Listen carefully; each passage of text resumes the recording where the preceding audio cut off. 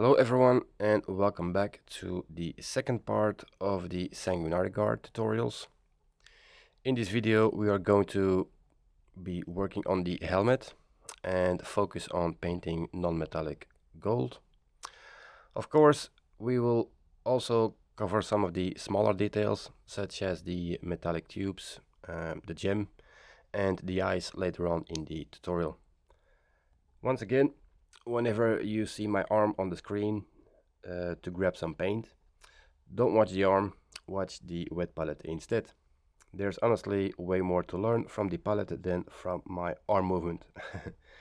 Everything is placed there intentionally, guys. It's all by design. So yeah. Anyway, let's jump straight into it. I've already base coated the entire helmet using a whole red from Vallejo. And from here we're going to slowly build up our gold tones step by step. For the recipe itself, we'll be using Mournfang brown, XV88, Balor brown, Yriel yellow, and those are all from Citadel. Then I'll be using ice yellow and eventually even some white mixed into the ice yellow for the brightest highlights.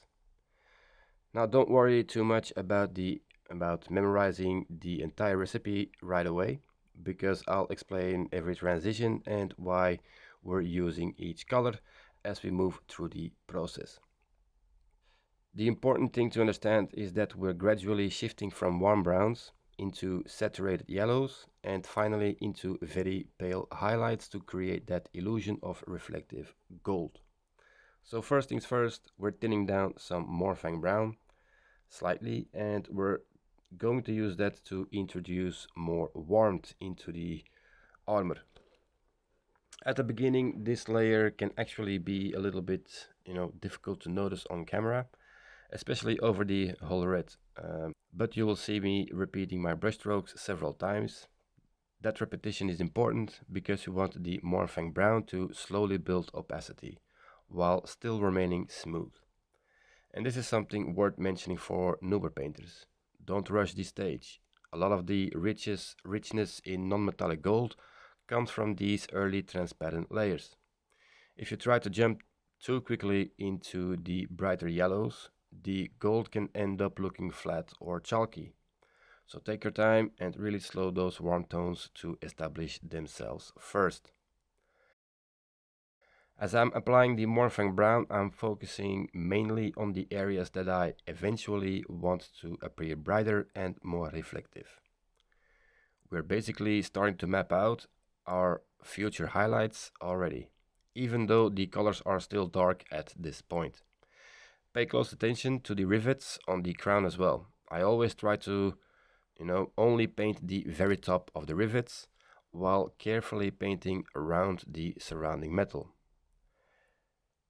I try to get as close as possible without, completely covering them. Now, don't worry if you accidentally paint over the rivets entirely at this stage.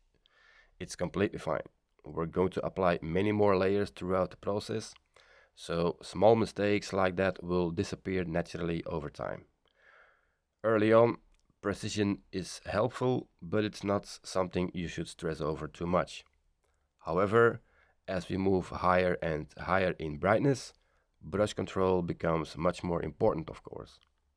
The brighter the highlight, the smaller and more controlled the application should be.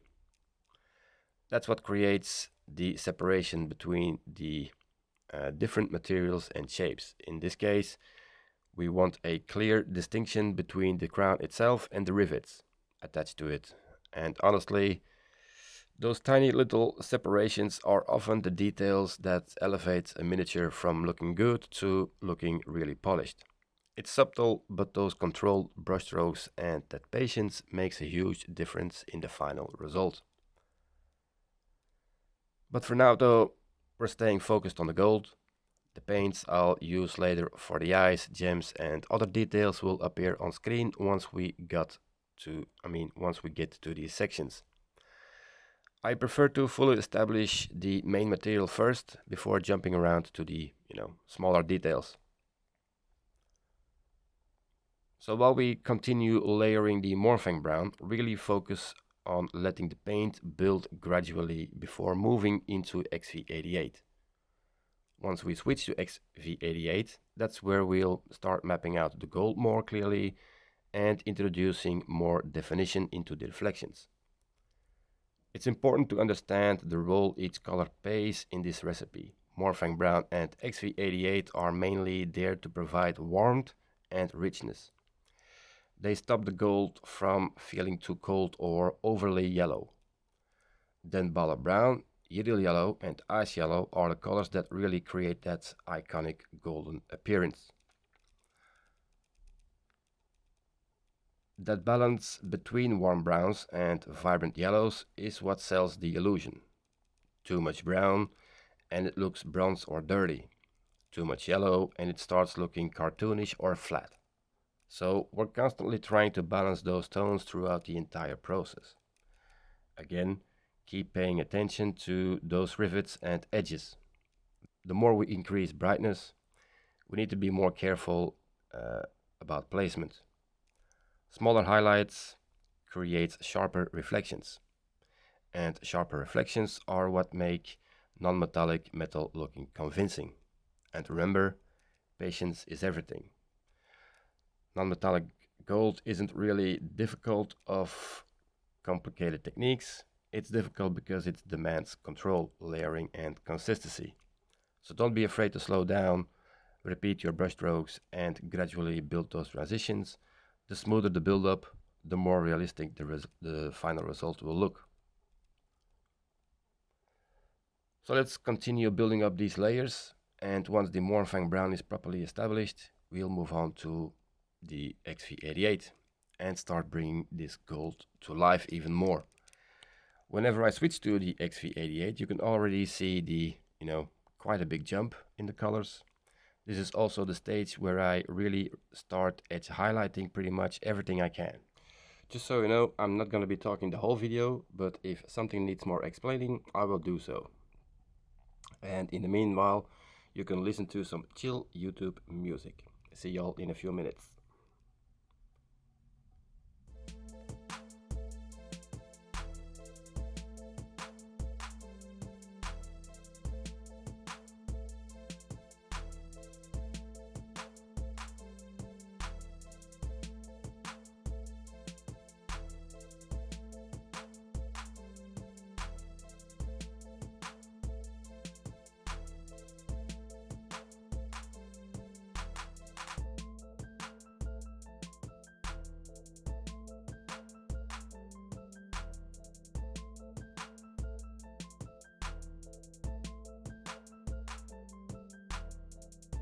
I don't know if you noticed it already, but from this point onward, whenever I grab fresh paint, I always apply it first onto an area where making a mistake isn't the end of the world.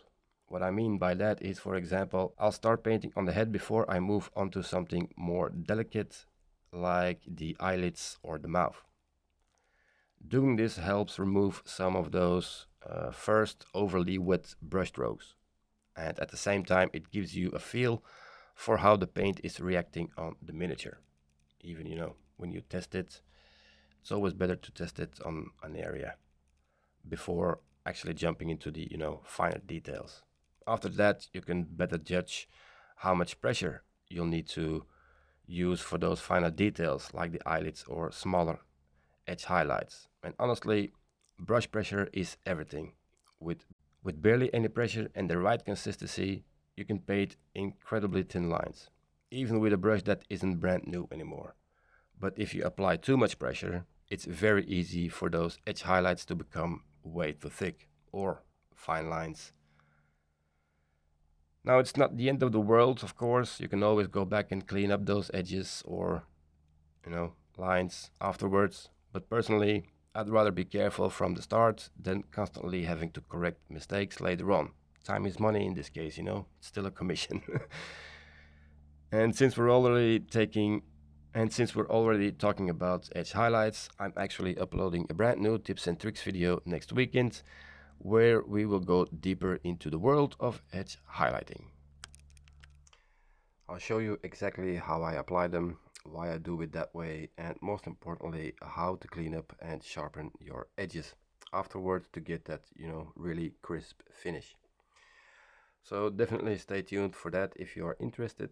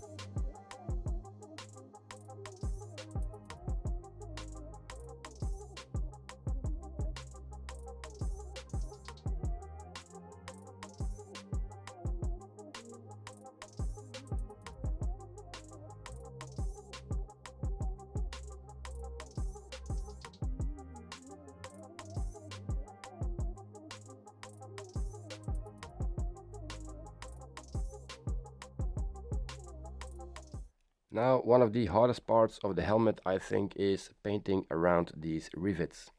I told you I try to stay as close as possible, but when you start going around these rivets, it's really annoying to get close to the helmet and also to the top of the trim. As you can see, I am brightening up the top of the helmet, close to the crown in the back, but I have to leave a shadow there to make sure you see a difference between the helmet and you know, the crown where it starts. Same thing goes for the trim all the way on top of the crown. You have to leave a shadow between the trim and, the crown area with the rivets. So painting around these rivets can be difficult, and you might hit the helmet sometimes, and that's okay. It's really not a big deal, The helmet is a large area, so you can correct things easily if needed right away. But the crown with these small rivets and the shadows between the helmet, the top trim, it really makes things difficult, sorry, and you have to be really subtle there. So take your time for this and try to keep those things in mind. Now, what really helps for me in these cases is my positioning. It's one of the best lessons I have had in the miniature painting hobby. It's the hand where I paint with. It almost stays stationary all the time on a position I really like. And I use my left hand to turn the model around to my likings. Once you start going out of your comfort zone, it's an unknown area, and in this case, it's going to be very unstable. And for this particular detail, you need to have stability. Keep your paints thin and keep repeating those brushstrokes, adding layers to it.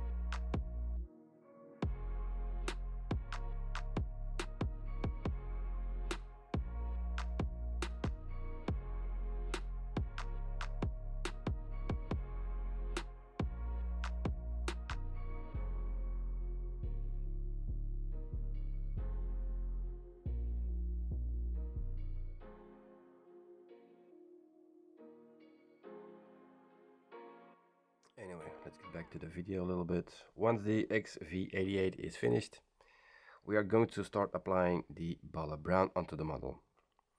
And just like before, we're going to slowly build up these things with thin, controlled layers of paint.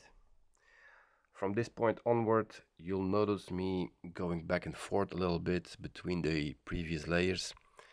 That's mainly to smooth everything out and create nicer transitions between the colors. And honestly, Balor brown is such an amazing color. If you thin down Balor brown and apply it over a black primer, you will notice it's almost, has a subtle greenish effect because of the transparency of the paint. So imagine this: if you grab a dry brush, thin down your Balor brown and stipple it all over the miniature, it actually creates an incredible starting point for a dead guard model, for example. Because of that stippling texture from the dry brush, you automatically end up with this gritty, grimdark look, which is absolutely perfect for the boys of Nurgle. Speaking of Nurgle, I've only painted 2 or 3 miniatures, I think, or dead guards, and honestly, I'm having an absolute blast when I paint them. Dead guard was never really an army I planned to collect or paint at the beginning. But they are just so much fun to work on, and over the last few weeks I've actually been thinking about painting another one very soon. Plus, I urgently need to start thinking about the Golden Demon as well. So we'll see what I come up with. As soon as I know, you guys will definitely hear about it. But one thing is certain: another Dead Guard model will be painted soon. So yeah, Balor brown, awesome color, and I honestly think Japanese uniform from Vallejo is probably one of the closest equivalents to Balor brown. Like I mentioned earlier, we're using Mournfang brown and XV88 to bring warmth into the armor.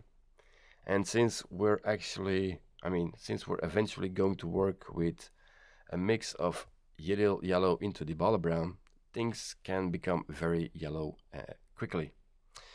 That's also one of the reasons why I love constantly going back and forth between layers. If things start to become a little bit too yellow for my liking, I simply go back in with a glaze of Mournfang brown, for example. And because you already have that yellow underneath, applying a transparent layer of Mournfang brown over the top creates this really rich warmth in the armor. The combination of those colors layered over each other really works incredibly well.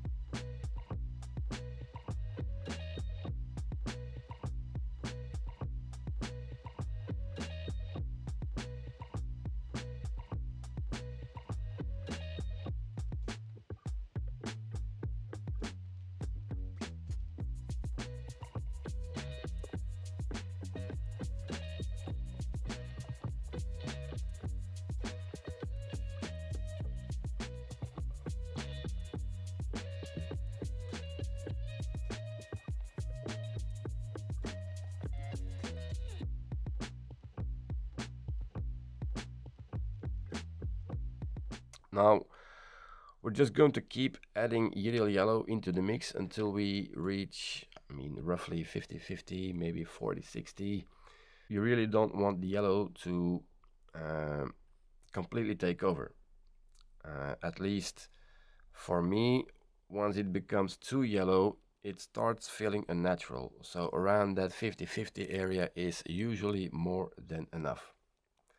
And once you're happy with that mix, we're going to starting, the ice yellow. Adding in the ice yellow. As you've probably noticed, I always try to paint very close to the rivets itself, but not completely against them. We still need to preserve a bit of contrast around those details so they remain visible. Otherwise, if everything blends together into one color, the miniature starts looking flat and the rivets will disappear visually. And these little details are attached to the model for a reason. We want people to notice them, especially when posting on Instagram or entering competitions. That's where people really zoom into your work, looking for imperfections so they can feel better about themselves. No, I'm just kidding. But seriously, people will zoom in on your work, and honestly, you can't blame them. Zooming in lets you appreciate the details you would otherwise completely miss out. Now, for tabletop miniatures, this level of refinement usually doesn't matter nearly as much. And you're probably thinking, wait a second, aren't these models for a tabletop client? Yes, they absolutely are. But at the same time, I also want to create valuable content for you guys watching these tutorials. So I try to push the quality a bit further and provide you with the best possible guide. And thankfully, the client is always very happy with all the extra details he'll probably never even notice during an actual game on the battlefield.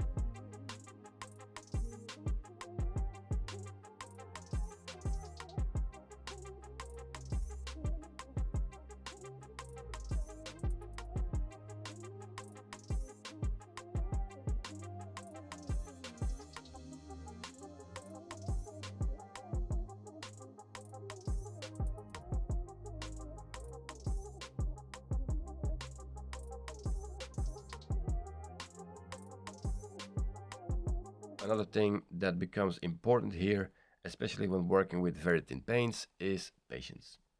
You have to allow the paint enough time to settle and dry properly. When you first apply thin paint, it often looks completely different compared to when it dries up. Sometimes it dries, darker, sometimes smoother, sometimes softer. So you constantly have to evaluate things once the paint has settled. At the end of the day, it all comes down to one simple question: how much time are you willing to invest into those smooth transitions?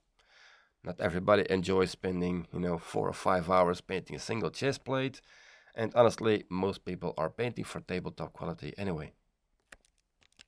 Getting their miniatures looking good on the battlefield quickly and effective, but what we're doing here is leaning much more towards display level painting, or maybe better said, the beginning stages of display level painting, because I truly believe there's always room to improve and push things further. Your vision of where light reflects on a surface might not be the same as mine. Maybe you prefer a different lighting angle, or maybe you imagine the light interacting differently with the armor. For example, the reference picture I took of this miniature before painting was shot straight from the front, while I imagined the light coming mostly from above. But maybe you decided your light source comes from the top right, or the top left instead.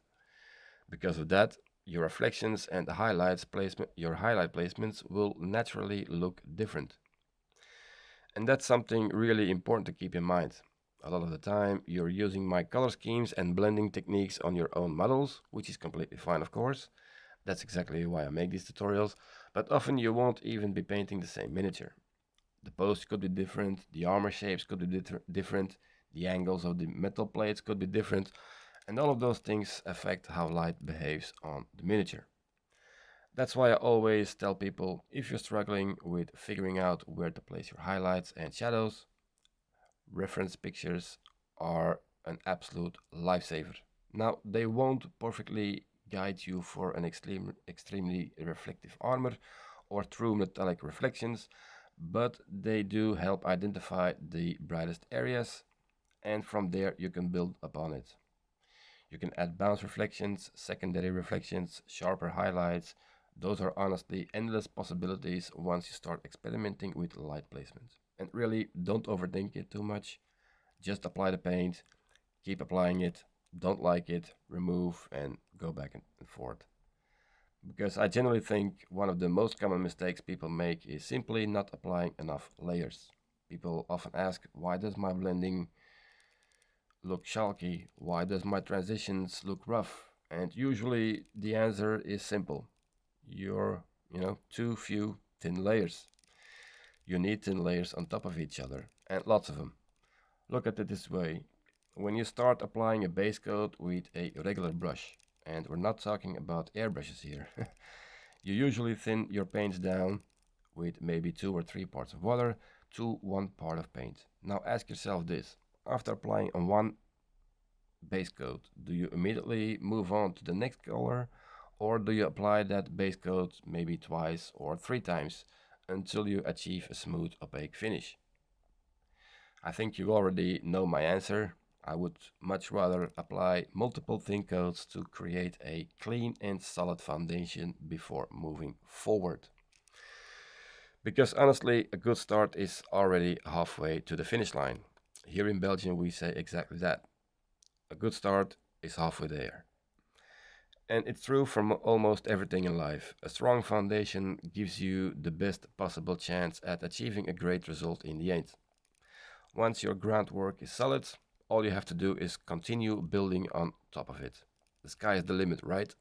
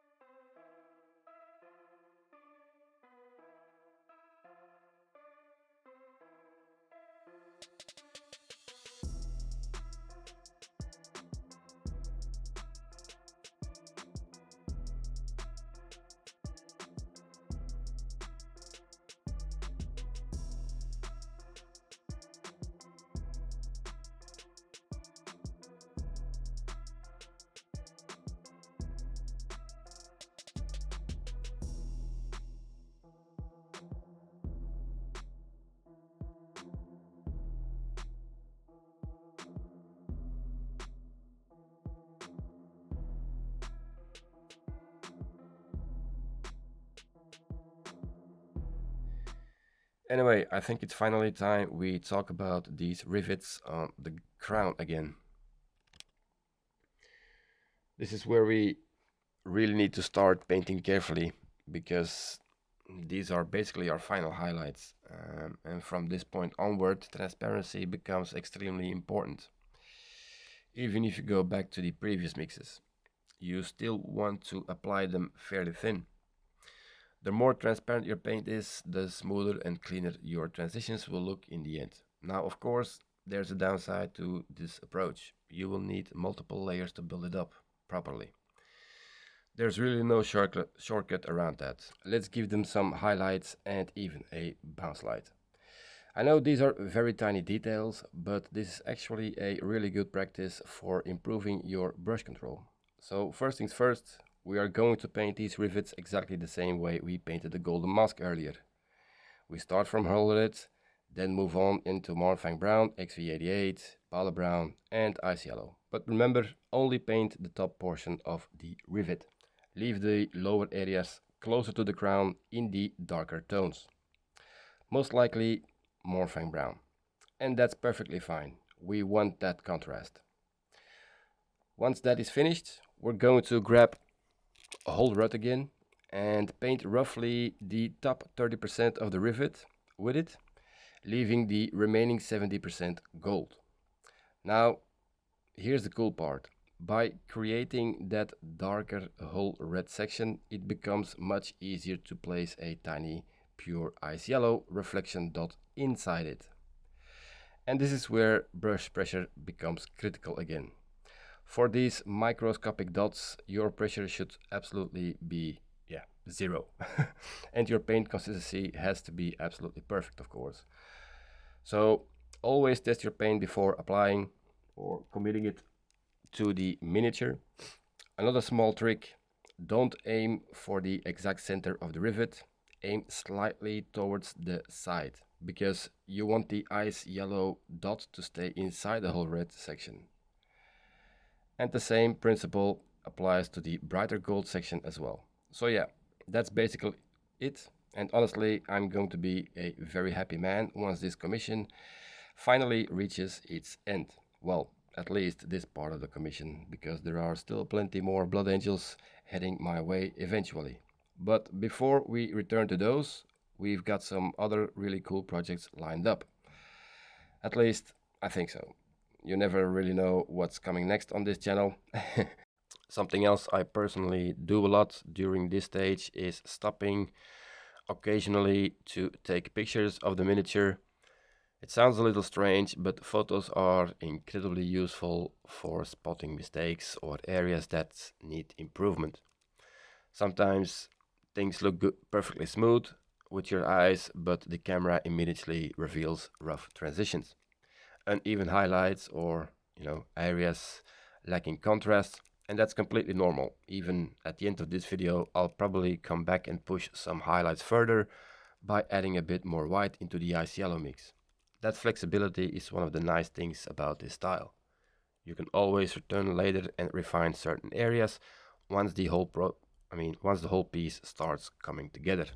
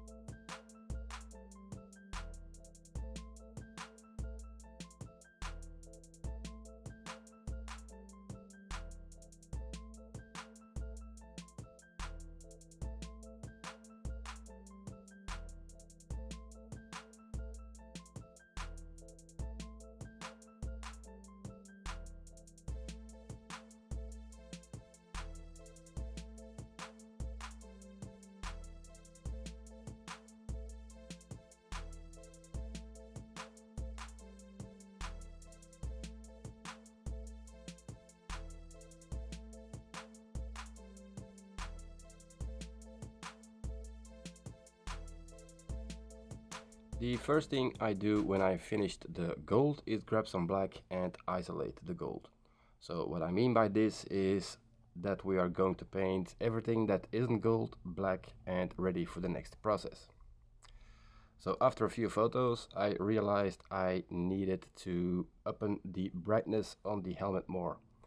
So that's what we are going to do first before we are going to start on the eyes.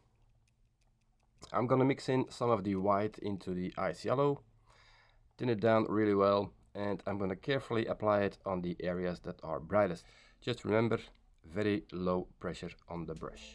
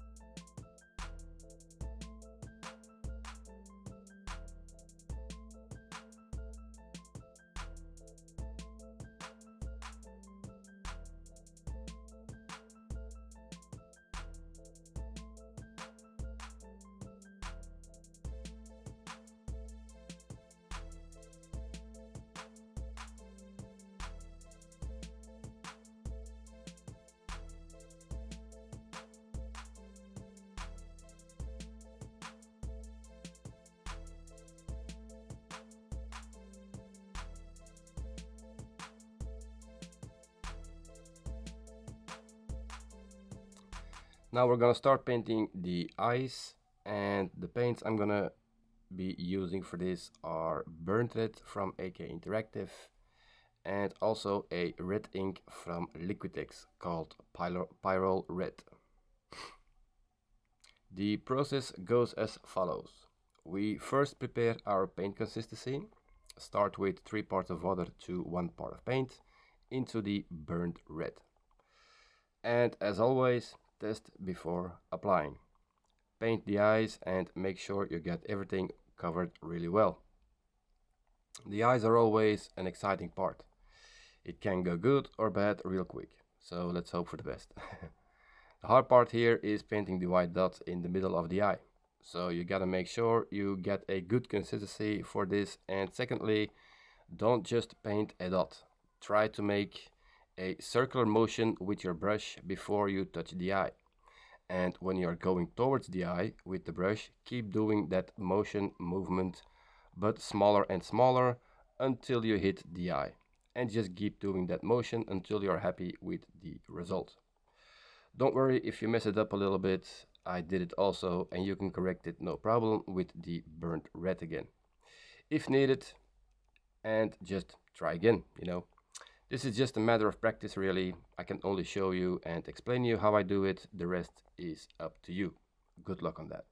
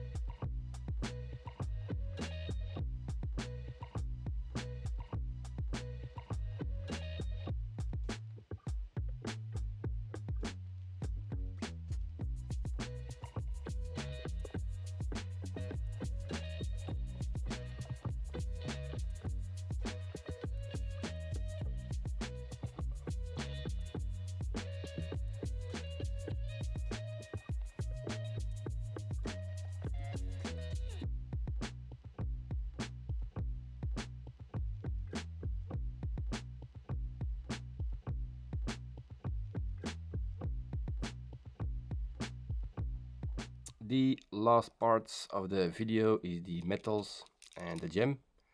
For the metals I have used AK Interactive paints, and I started with a dark sea blue base coat, then I used gray blue and also snow blue, and I think I also used white in the end. When we gonna start the gem, I will tell the colors for the gem, but let's just focus on the metals here first, which are the tubes of the helmet, the earpieces, and the casket of the blood gem. Enjoy.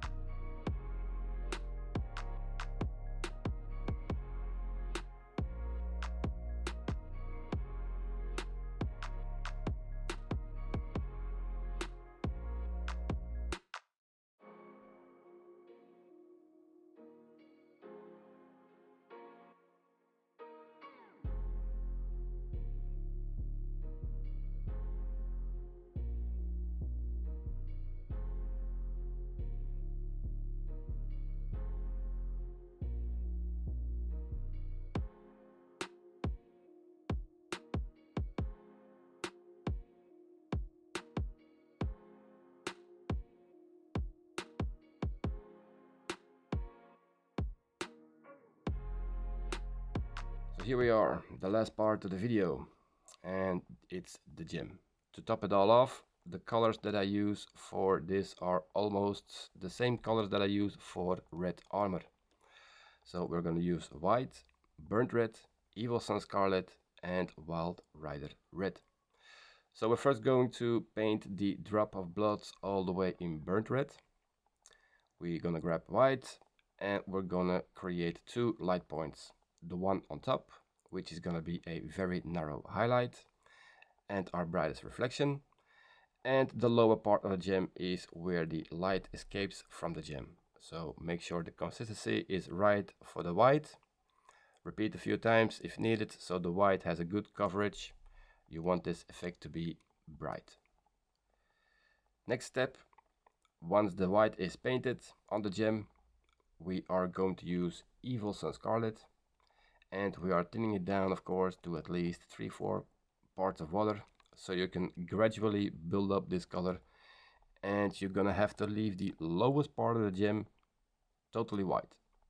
The last part of the bottom, on the bottom of the gem, we are going to use Wild Rider Red, which is a bit more of a pinkish orange red and is a perfect highlight for these gems. Hope you like it and take your time for this. You don't want to ruin things now, and you don't want to ruin things now that you are in the end of the helmet. Enjoy, guys.